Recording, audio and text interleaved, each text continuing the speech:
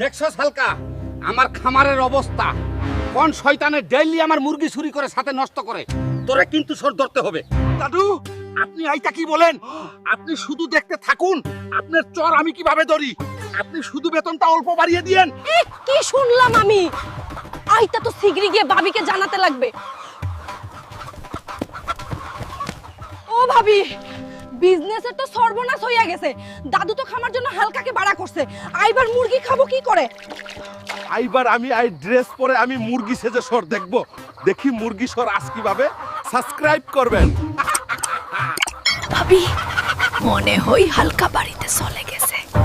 চলুন শিগগিরই আই বড় মুরগিটা নিয়ে সৎকে পড়ি। ভাবি আই যে ধরে ফেললাম।